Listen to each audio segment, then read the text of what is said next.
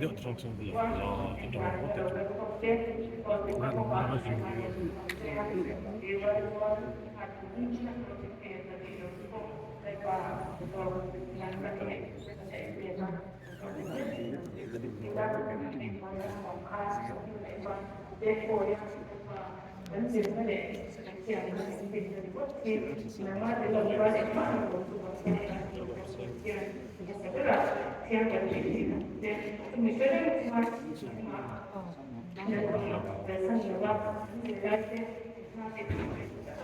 ho più.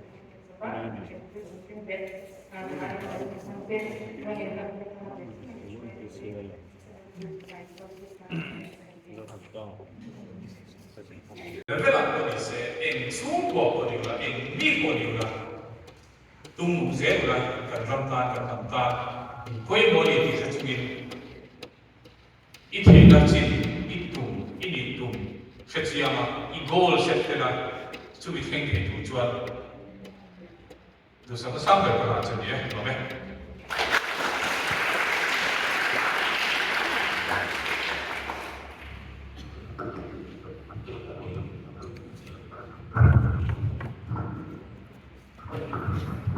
Refreshment ka dong bai tonga suar chumi zo chuan certificate kan ne sun ka kan pe kan ha so kan la te kha don rin mo la ha so pa pa ta to pi te ta to ko ta ma pe ka le tham mo na ka pe ko la so as secretary so na ka ka do ka so refreshment ka kan la te ko sa to le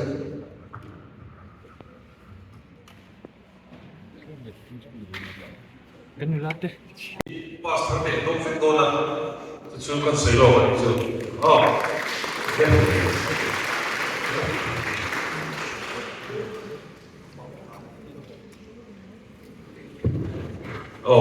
le zoram kuma pathum na kan ya malan chan suwa e kan nei lo na ri phong ni kum kha kan nei lo wa kum masa le moni khanin samil so ko ha kan nei ya kami ba kha chu par ri kan nei le ren ko kan nei le to pi lo wa wen ko mina kan nei le ni e malan chan suwa chada local sela zoram kuma ni ani pathum na ni be do Oleh itu saya terus saya kan sepanjang semua tujuan siapa yang istilah kita kayak pas kan mempunyai konsep kan saya ramai kelakar betul kaya tak diturin betul kaya diturah orang ini contoh saya turin terus anak kan saya boleh kumpul ramai mati deh sangat saya kali hidup saya dia bisa satu ni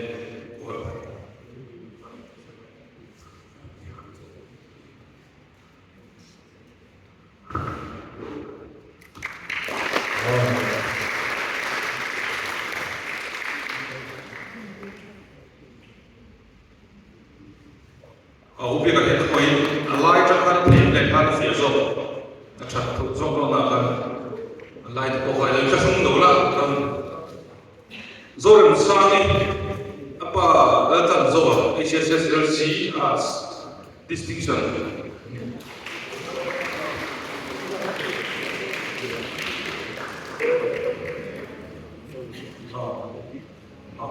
ta apa mo do na ke tu beta ini mo so me do ni ro atila zo sa kimi HSSLC science distinction apa sa re ko ma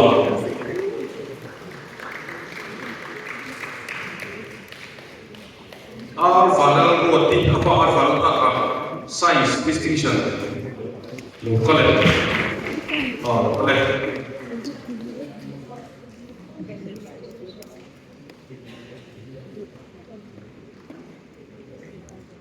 orang lokui aku mahu siapa yang mau aku mahu susuma maksud apa siapa yang apa ada sekuma arts distinction bakat orang lokui malah suami siapa yang mau main malah suami upate ya bangga siapa yang Arvalan to science distinction ani CBSE ani that's one of it how distinction to ani for CBSE that's one of it how ni arts learning no distinction also for the arts so na jab ro learning no yo men athian na sa tiga to he theu Mara tu, apa lagi mereka?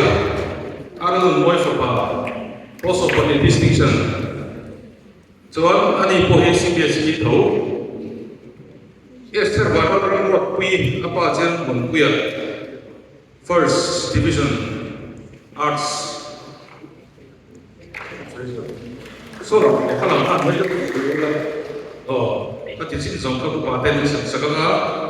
Atau tenasa pun jadi lokal sila kela lusari so bela nasa apa kela ni tengah first division science au so kan bisa lo cameraman so kela pui apa kela thomona science first division atau tagal mo isolate nam de para maki matam de first division science anu zui bela ngiro lalu saya mensinggah sebenarnya. Kira tersama apa kira orang moya, arts first division.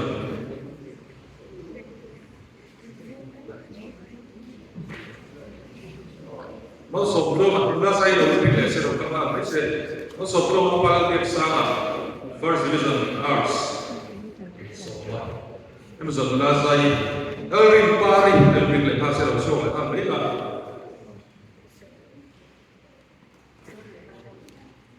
Kemudian Allah Amerika kemudian Erin pari lokal saya itu terbenazai science first division. Usi jirsam seri zade apa yang kita zade first division science.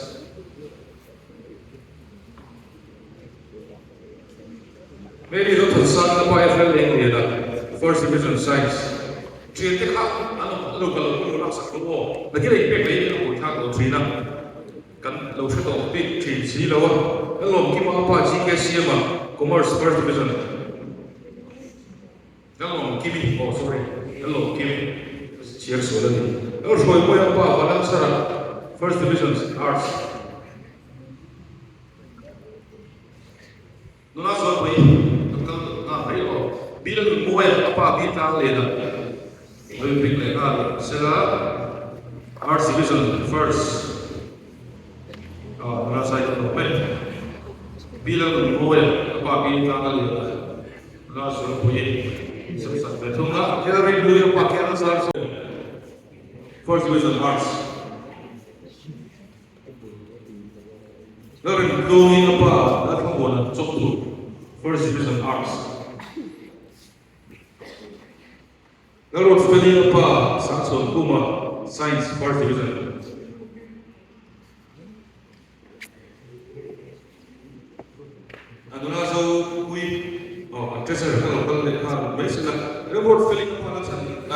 Surat Al-Mirat pe science first division.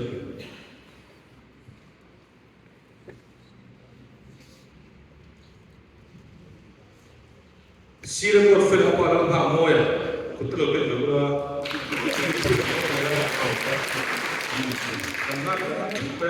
Sira ko fel apa sila hak moya. Science second division. Kristi dalam sila apa sila moya. Arts second division. Ini lalu dua kali apa yang sama ya? Arts second division. Ini pusat apa yang warnanya kalau warna itu. Erik Murmin tha apa lagi ni saya lalu. Arts second division. Dulu orang apa semua science second division.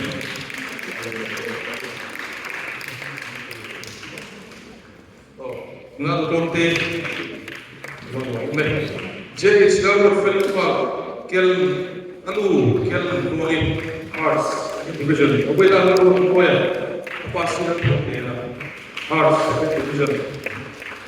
Lu pasang jodoh, kamu pasang jodoh, science division. Lalu ini apa yang dibayar arts division. Lalu yang nuain apa orang India.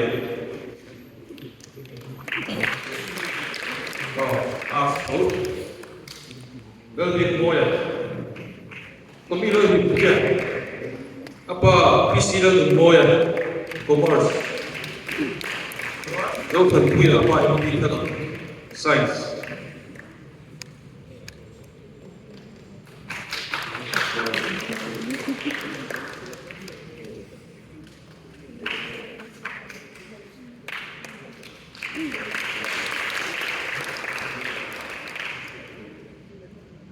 Oh, kami bahkan usok ini bangit nampil so kita tema sertifikat itu kan siapa so pengaruh dan siapa so malu so report kecil kan cerita hari anom tahu hari saya nak dia ni kan perfect hero loh bangsa punya parang ini dia na dan si ram tin hari ram naisa kalau sebagai pintu bayan oh kain mereka tolong kita sebagai pintu kalau dia kalau leh bangsa pun apa orang ini dia lah kalau beda kalau si ram tin hari ram naisa kalau dia ni tak dia faham oh mereka kan pada tu Zosan punya apa yang kita anda tahu oh terus berdoa apa harus kita terus berdoa terus berdoa pada doa tak oh kalau terus berdoa ini apa ini semua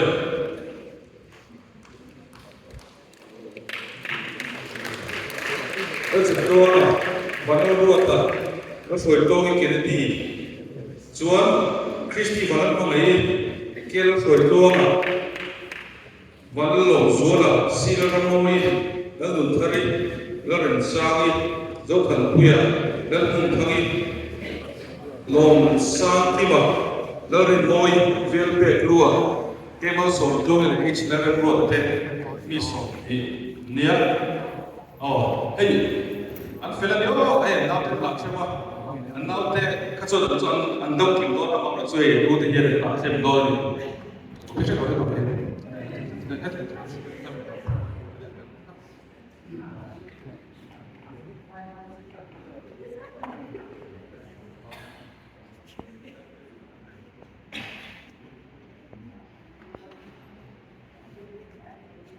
oh kimo David ka suka ay report do certificate na kala ta dai ni ga le atoke dikan thanglak so I balaya ani ho lo follow pula subject ha lo bai report ko ro ani pa ani ho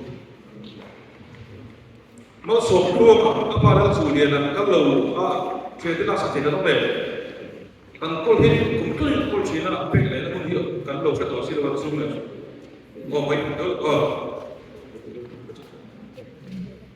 mo so ko dia John Arrow Kima, apa aral mana ya? Lalu soal kogi apa arso buat kuya. Runa satu zuru le, Balal Fiati, apa F, Dal Pampuya.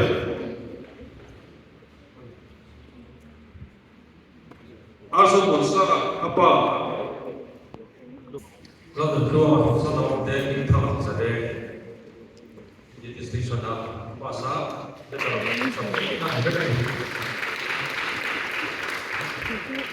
lalu saya lalu dari semua ya dari nomor satu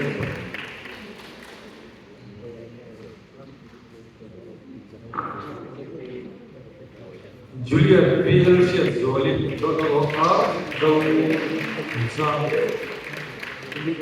Dora sami tamde, Dora oklan matsuan tamde.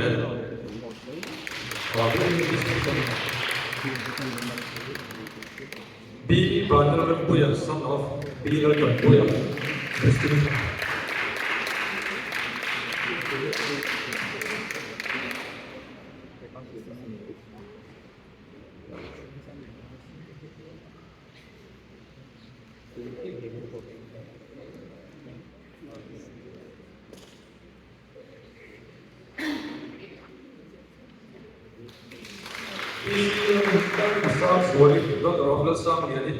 Distinction.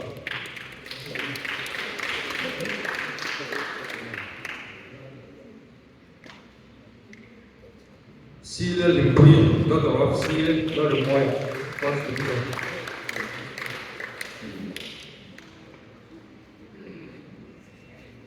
Seal Rodi, daughter of Seal, Nazir Liana, first division. Vumro Moy, daughter of Chumma, first division.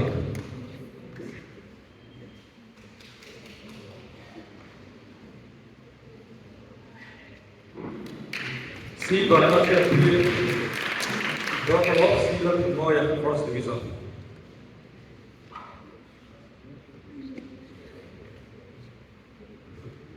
The vice chairman who is Lord CME, daughter of Brown, first division.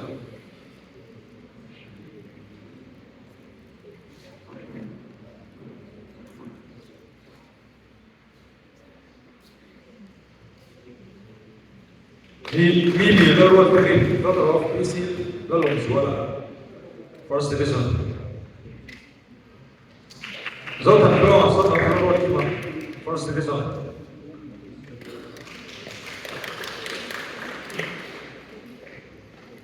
Malsong Nam Zola, son of Rosam Puya, first division.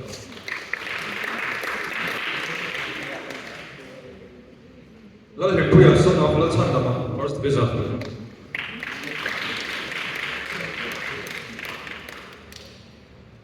Lalrod Valley, daughter of Eston Dola, first division. Lalman Songdam Namde, daughter of Lalman Kimanamde, first division.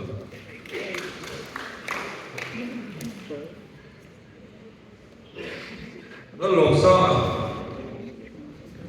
son of Lydia Lanamoy, first division. Also Jolie, daughter of Lalong first division.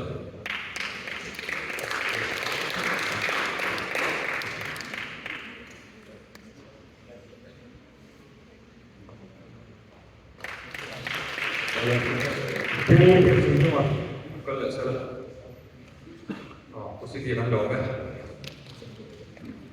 Lalu Mosami, daughter of Papa Masa, first division. Rabin Thara, son of Zalzamadia, first division.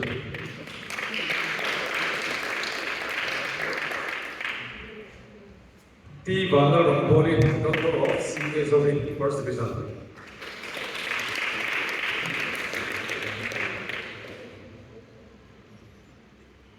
Lord Moy, daughter of Herman Sompoli, first division.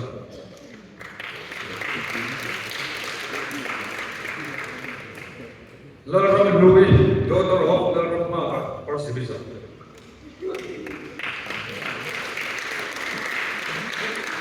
Lord Puyi, daughter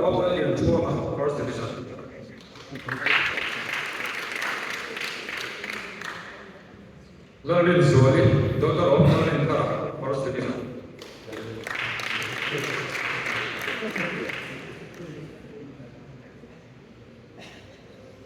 Kumabi, government health sector.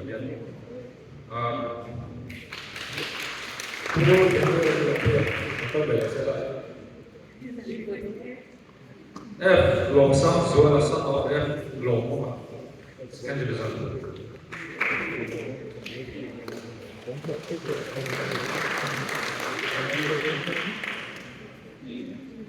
Then he crossed to son of Matson Donglia, second division.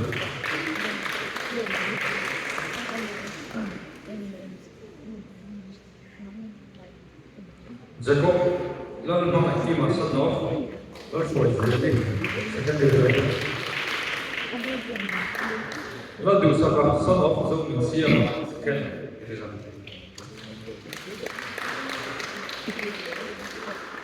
Kela Longmi, daughter of Keva Lalbang, second division.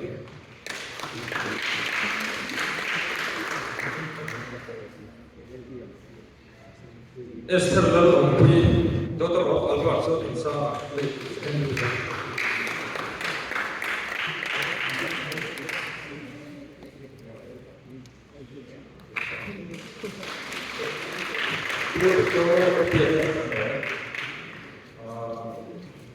Usalmona, maybe Usalmona, Soxella, Jesse Van Baba, son of Paul A. Mansour, second division.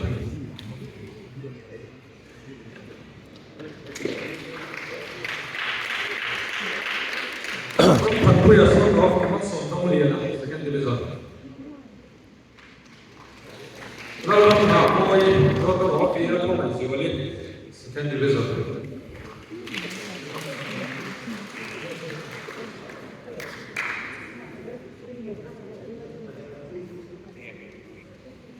PC Rohuri, daughter of PC Lake, second division. H. Johnson Muni, daughter of H. Barnard Fella, second division.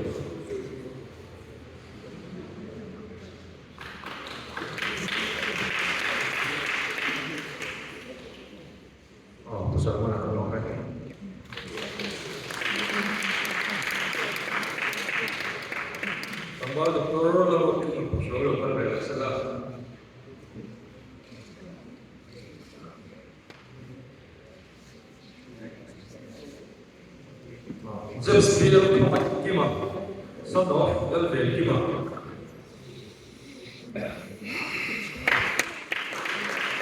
Also, daughter of Sancho, second division.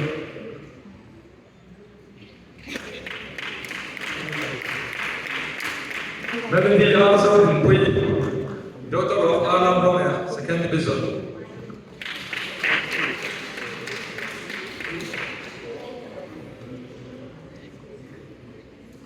Simon Songdong Zela, son of Kinda Lemon.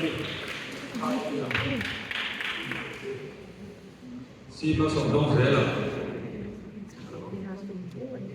Lola something of him.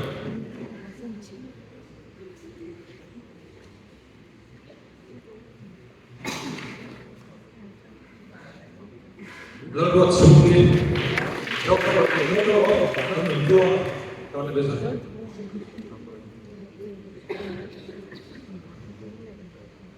Pui dia local relation lah.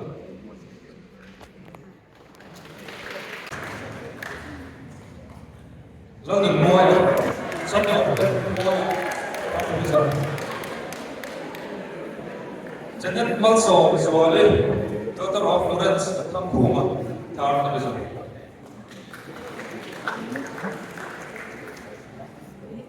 Vanal Hipui, daughter of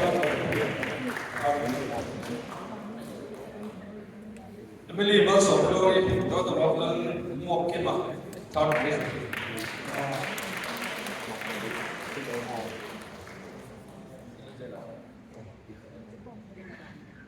Arnold Himoma, son of Arnold Sombroa, third division.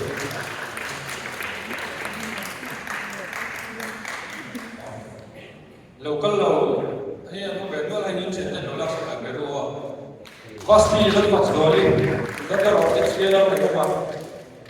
Pasti ilan patsoli, nolak satu nama. Kapten mai dem kan sei lo kan kan resource person hi pu shuai te an te mo pu shuai ko ai te tu chuan an bo be the a sar se na ya chuan zo career solutions of next shai au me shai chan mai pya kin nuwa chan mai pya kin nung na ba khan chan cho de parking ở ô bác cho mình cũng là cha cho anh đó là thì cần thuộc khu tồn đây là cho vào cho cần thực hiện cả nó em mà đi liên không anh đầu tiên sẽ là cô đã sửa qua Beckham branch cùng quan subcommittee thế là program với một tắc đi tổ ra thì lâu thế thì lệ chân bộ với một tắc lệ tắc ngày nông tắc nên là sẽ là bao nhiêu thì thêm bên chứ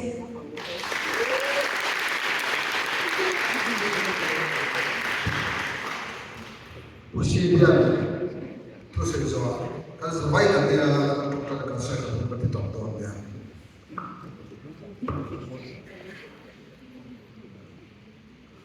Min cầu thu đó asal về thu đó sar se na juga kan long me na kan chairman sayang khan hun mai jadi thang la na hun la kan tong ni chuan ni ai jan kan tum na poi sang lo kan renga kan chairman sa ta bo hina lo de tu ra kan ngai pe ka poi khop mai thalai te in van na ya pu se na zanina kan tu ni ran pui te kan long tak seta te kan dawa zirlai kan ko athar te lo chok de langa chung huna de ko chuan te ko ben chok ko yanga zanina tu kan ngai thang ko kha no pang tan ko ai me ma ron ngai at pui ngai at pui duri ai pe gra ngai kha zirlai te also mai pasar de kha thar le dai la te kha kan soi luwa e along ko maya rin phaba ki inzia lo tur kan tia inzia lo kan tia lo de po kan han roma ka information de po kan lo khel lo wang de po ni thia kan sai ta kan kha kan rin phaba ki zirlai ho ting te kan roma kan lo ko maya akum buan sub committee poi lo thu kan sai ni sela kan bra soi tu te kan secretary te kan kan kol tu te le sub committee ya kan thong pui te zong te in pek na ro puya zanina hun kan man thai nan mia thale zong ngai ko na tam tak lo seng to ni ti ka sa na bol song ko ni result cho pa te kan rel tho result cho kan ta ka chu thiang chua kan loi ba ho kan loi mo sai lo kan ni ti khan chia kan an do kan ngai ta kan khan tối tế kan soi do chu ba chàng bê trăng in nuôi mình khinh à mình khinh cần lâu được gì à đó là hiền riêng là mình chân đô chỉ anh in này dần nó đủ mò in mà hun in bia về chỉ anh in phía trái cần gì đó cái ngày thang tháng cố này tung này lệ khá anh riêng chồng dễ là lệ khá đầu tiếng lâu sẽ là không đầu tiếng lâu toàn quốc cột thiềm là mọi người ăn lẩu thành thế này cái ngày thằng khác hình kiếm mày thì dùng nó tụt ra cái này IAS có điều là sung thô này bộ phải có này thằng còn nó thằng cái này dùng mi bộ này là lâu này mi bộ này là còn thằng thôi sung thô này dùng thế cũng buồn nhỉ à uống với cả giáo đặt topic giáo đặt in ở sợi khắp căn lông đặt rất đặt nó bằng cái quyền dùng cùng tay là chẳng nên hay dân nên làm không nó sẽ được đóng tặng của mình cần phải hun tha để dùng xe nó bằng lòng cái tết lệ công quan mình đi tết lệ trans là mà cần phơi tu tết chung à lòng thú cần soi à bị tắc yên tu xe na sáng xe chung à yên Beckham branch soi là yên lòng thú cần soi tắc rất là này để khá cần soi là đúng đến là chính khá amal wa kut ben lo kan nei no la zirlai pas tak te long pui nan le usen te us sar sen chunga kan lo sia lan tir nan aring theng ben kut han pe ngok te Rồi, các đồng chí sẽ là không có sự đó mấy. Kan zavai kan dinga la doktor la kan ser in la thuwa la kila mo tha kan la phep don karon su tha ke ni kan tha tu pa tangwal pe kan tha ka do na document kan to va kan le kan zavai do dinga kune le pe de se thuwa kune kan pa va ni ni se ko se ya la mo se ni ni so